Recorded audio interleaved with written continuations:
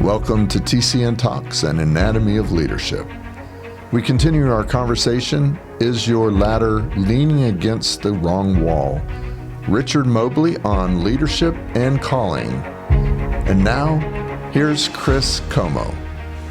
Well, now we're going to go into our next segment, and I want to talk a little bit more, maybe unpack a little bit more from your story. You shared that when you retired, you didn't yet have a giant why. Just talk a little bit more about like what that season was like for you. Our company had been bought. I had an opportunity to which happened 4 times in 25 years. And I always went with the new company, and it always was a step up the ladder kind of thing, more responsibility.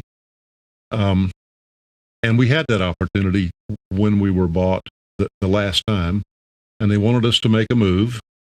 And I was tired.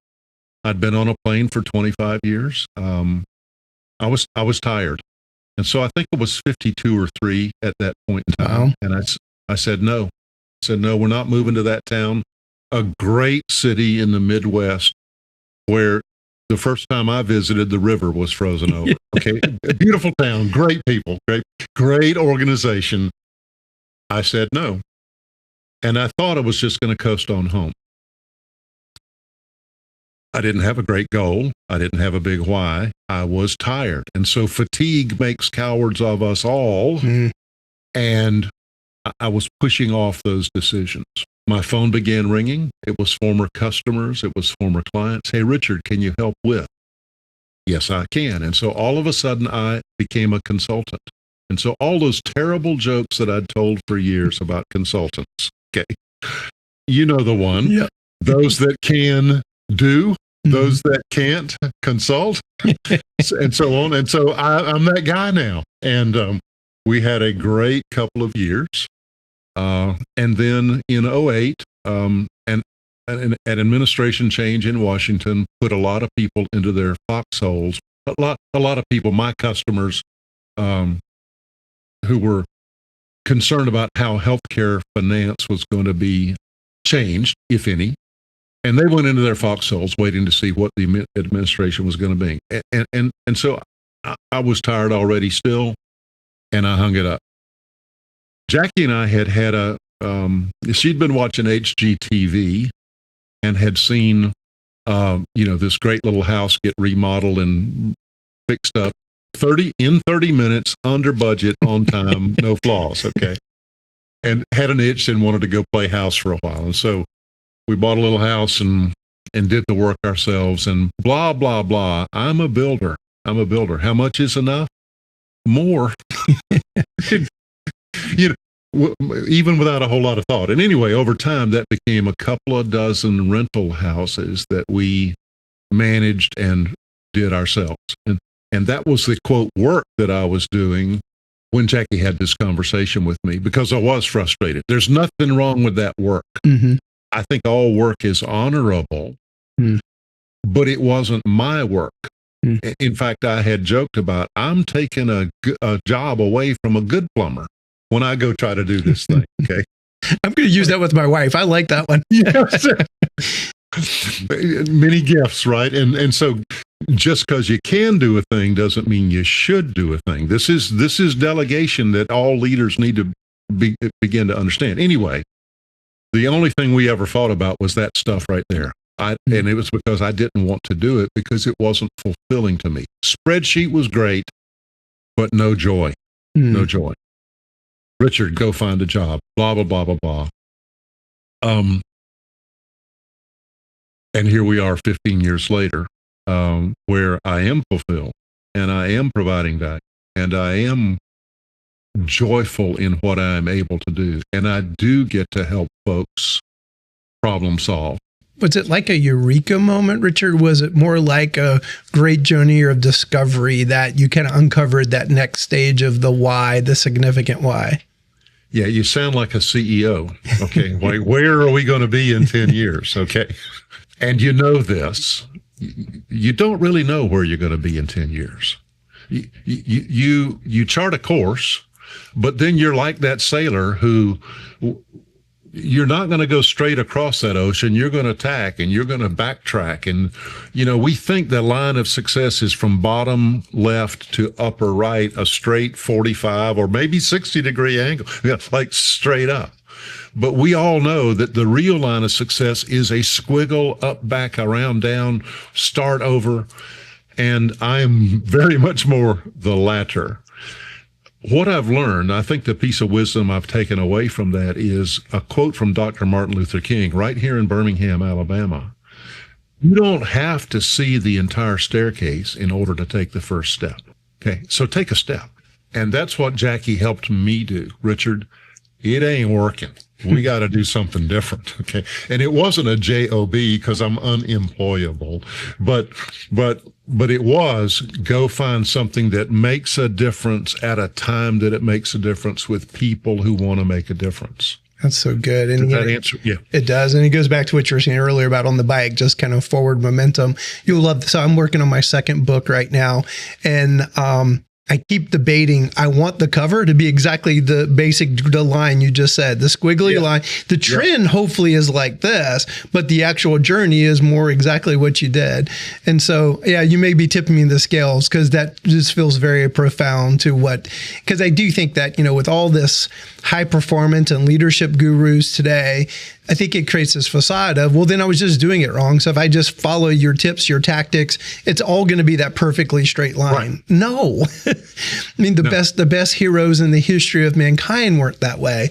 The people that we talk about and write books about today, it ain't that way. Chris, do you think leaders are afraid of failure? I think so. Yes. And, yes, I absolutely think they're afraid of failure. Yes. Because the standard, we've got this false standard. We've got our ladder leaned against the wrong wall. Yeah. Where we think failure is final or fatal. And in fact, failure is just the other side of the success coin. Yeah. Like it's the same coin. And the reason why I hesitated when you asked me that question is because I want to add more context. So number one, Wall Street expectations, right? We all want more return on our investment. So then it creates this false expectation that the numbers always go up. So then people end up being, let's cook the books because, you can't make it always go up. I think that's part of it. Also the disruptive innovation. So, the best analogy of the definition of disruptive innovation was if you and I were a buggy whip manufacturer when the automobile came online, holy crap. Right. Well, it took hundreds of years for that innovation. Well, several years ago, my wife gave me a Garmin for Christmas. That was cool as crap. Now I have that on my smartphone. So those disruptive innovations are moving so quickly. Yes. So I think it's creating this interesting environment. So that's why I hesitated that, I think they're scared of failure. And the external environment is almost making it so that it's not even acceptable anymore. Chris, I wanted to mention this when you were talking earlier about the whole peer review and the I don't mean to be unkind, but what is sometimes viewed by outsiders as herd mentality when it comes to healthcare. Mm-hmm. Everybody's afraid to do something. I'm putting all that in air quotes because I know that's not really true. But we as leaders, and particularly within healthcare, you've got that fine line, that narrow lane that you need to find between innovation and compliance, and celebrating the ones that are able to get in that lane and go do something different, better. What if? What could a great future look like? The innovators there, whilst being compliant. Yeah, you're making me reflect of, there's so many people like Atul Gawande, Berkshire Hathaway, Chase, JP Morgan Chase, they created a healthcare company, and then guess what? They shut it down. And I kind of got some of the articles that were like, you guys are impossible, man. Healthcare is just screwed up.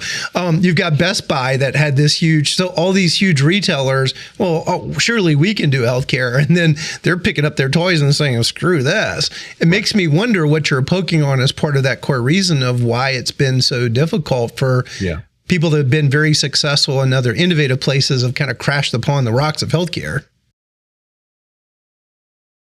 I have an opinion or a theory, and I think they've got their ladder leaned against the wrong wall. If I may illustrate what I'm trying to say, Folks say all the time, oh, healthcare is broken. U.S. healthcare is broken. And it's not. Healthcare finance is pretty broken. And when I say that, what I mean is, if we polled our audience, I'll bet a lot of them, and if we polled the community you're serving, and all the employees in the United States, I bet the majority of them don't know who pays for health care. Mm-hmm. They think, quote, insurance, unquote, pays for it. And they don't realize it's their money. Yeah. That's my money. Right. And so healthcare finance that's what I mean when I say healthcare finance is broken. Healthcare is awesome. Like we can get care. And the specialty that you guys do to take care of folks in the most difficult moments is incredible. But even y'all have trouble with, like, the finance is hard. Yep. The finance is hard. Yeah. That's so cool. We actually did a podcast last year with a lady named Rita Numeroff. She writes for Forbes. She's written several different books. I think she marries what you just said and kind of says it in a different way. But I love, you just have such a great wisdom of phrasing things. Because you're right, it is the finance portion. So then how do you kind of marry the best of those worlds? And I actually think she's applied. There's a group that RFK is putting together. I'm praying she'll be sitting at the table because that podcast was, hey, Rita, RFK calls you, what would you do? And she just went off on that podcast. It was pretty awesome. Well, I want to get to this because I'd never heard this concept before. I'm going to probably butcher the way to say it. Avodah. So there's a Hebrew word, Avodah. The idea is that our work can be an act of worship. How did talk about that concept? Did you learn that when you were younger? Did that come in your older? Yeah. And how did it shape your thinking about work? Yeah, pretty recent. Maybe 5, 6, 7 years. Avodah. And so 15 years ago, became certified as a Maxwell coach, speaker, trainer. The enemy in my head said, Richard, you're not a coach, speaker, trainer. You're a guy who wrote a check and got a piece of paper. And you know this. The best lie is the one that contains just enough truth to make it believable. And so it was really pretty true. But I am a guy who's willing to go do the work. And so I stepped into the process. And I do love people and the interaction with people. And I've always wanted to be involved in that business that had universal demand. But I didn't want to be in food service. Okay, so, okay. And this leadership thing that I've been able to do for the last 15 years, there's a universal need, but there's not a universal demand. In other words, I cannot go away from my house. Well, in fact, I can't even get out of bed without finding somebody who needs a little bit better leadership development. Okay, so even here in my own home, or certainly out there in the marketplace, everybody's got a need for better leadership. There isn't a universal demand for it. And so all of a sudden, 15 years ago, I'm able to talk to literally anybody I run into with this great new thing. So I spent a couple or 3 years wondering, I'm answering your Avodah question. I'm just long-winded. I'm sorry. No, this is good, actually. But I began asking myself, well, am I in a business? Because I know how to do that. I can do that. Or am I on a mission? Or am I doing ministry? And he's about as smart as he looks. It took a couple of years for me to realize, oh, yes. To all that. Yeah. When I think of your client, he or she who's listening to this podcast, are they in a business? Of course they are. Mm-hmm. Are they on a mission? I think many of them are on a mission. Like, I don't know how you do this work without being on a mission. Yep. And are they in ministry? Most of them are in ministry, yes. And so the answer is yes. And I literally stumbled over the word.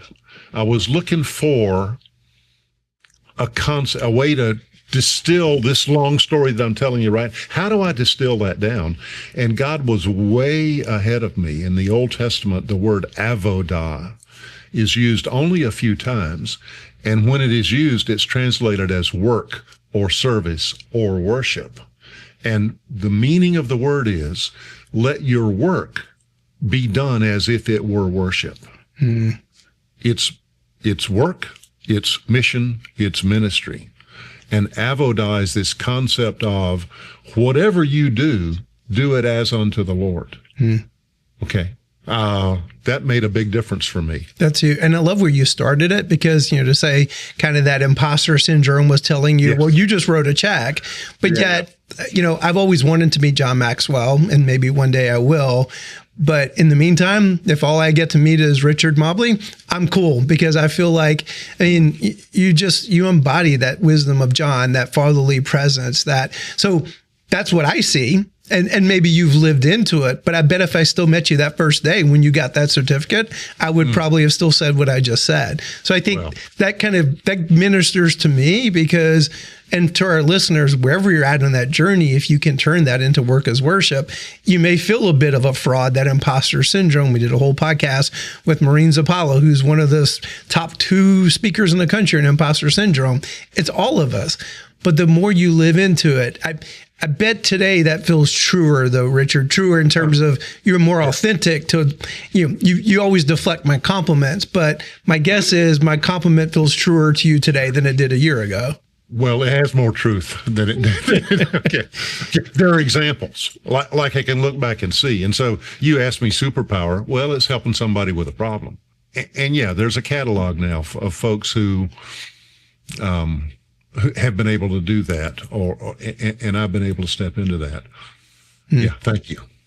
Well, you said something when we were kind of just catching up with each other, and I asked you to do this podcast, and I wrote it down because it's kind of counterintuitive or countercultural, certainly counter to a lot of the leadership books. If I got it right, you said you don't tell people to follow their passion. Why do you think that advice is not a good thing? Yeah. I don't know if you remember the example that I used for that. Let me back up a step.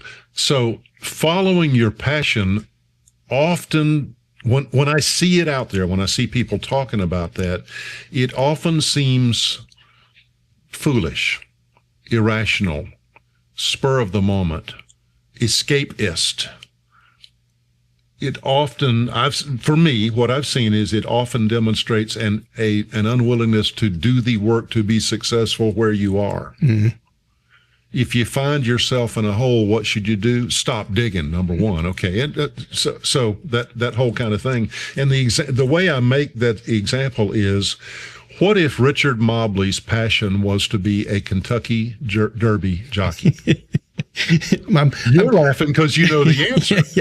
Yeah. How tall are you exactly? I'm a very large man. So I'm 6'7", 260. I know. Okay. I remember. I feel like my head was like at your chest when I first met you. I was definitely the one looking up at you for sure. Thank you, God. It's just a gift. It's just a gift. Okay. No better, no smarter, no more able, but completely disqualified to be a jockey, despite what my passion is. Okay. Is there such a thing as a Clydesdale jockey? I don't think there is. And it's just a silly example to try to demonstrate, well, wait a minute. Following your passion might lead you down a path that doesn't lead to success for yourself or others. And so I try to help people think into, well, what is my gifting? What am I good at? And what need do I see in the world that I'd really like to see solved? And I think calling is where passion and gifting intersect. And if you can find that thing, by the way, we can often create that thing. Bloom where you're planted.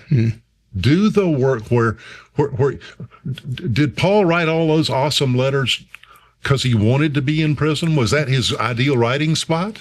No, he bloomed where he was planted. He made the best of a bad situation. You got a bad boss, you're working for a bad organization. Well, you can change that, but that doesn't mean that but be prudent about it. Find the thing that makes you sing, makes you laugh, makes you cry, and make a difference. That's really good. So as you look at your life today, what brings you the deepest sense of fulfillment now? It's that moment when gestalt occurs over there on the other side of the camera or the other side of the table. The aha moment where they say, oh, I get it. And I'm going to go do it. So what? Now what? The so what moment is pretty common, but the now what moment is less common, where people say, that's going to be hard, but I'm downshifting here and we're going to go into a lower gear and I'm going to go do some work. That is an awesome moment for me. I get to say, I helped. You're a great master of the English language, by the way. That's another one of your superpowers. You have a great way of phrasing things that make them sticky, which I'm a huge student of because something I'm always trying to aspire to grow and learn. Great leaders simplify the complex. I'm not saying that for myself, but when we can distill it down, people can remember. Yeah. Well, maybe that's a good one to our last question. So if our listeners took one idea from this conversation and lived it out, what would you hope it would be? I would say, God don't make no junk.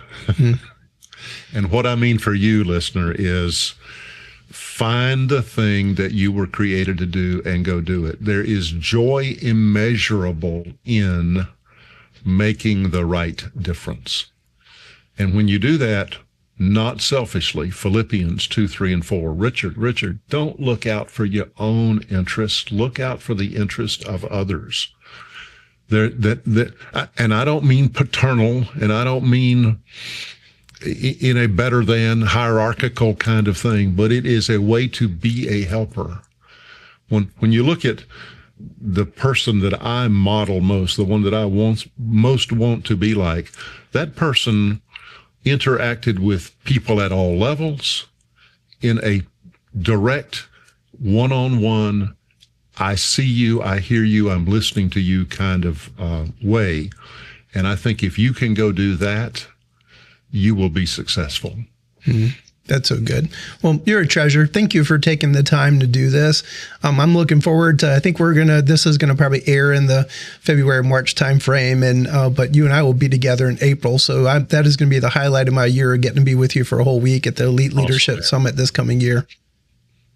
Chris, my pleasure. Thank you. You bet. And to our listeners, thank you. At the end of each episode, we always leave you with a quote, a visual to create a brain bookmark, a thought prouder. This one's going to be really fun because there's so many great just one-liners that Richard used. But the idea is to create a thought prouder about our podcast subject to further your learning and your growth, and thereby it sticks. We're going for like a brain tattoo. Please be sure to subscribe to our channel. Pay it forward to your friends, your coworkers, your leaders throughout hospice, palliative care, even outside of hospice and palliative care and healthcare. No, Richard's going to pay it forward to other folks he knows as well. We're going to include links if you want to get in touch with Richard to his website. We're going to include all that in the show notes as well. And if you will also have always a copy of my book, The Anatomy of Leadership, as well. So, it's easy for us to rail against the world and be frustrated by things. Let's be the change that we wish to see in the world. So thanks for listening to today's show. And here's our brain bookmark to close it. Evaluated experience, not experience alone, is the best teacher, by Richard Mobley.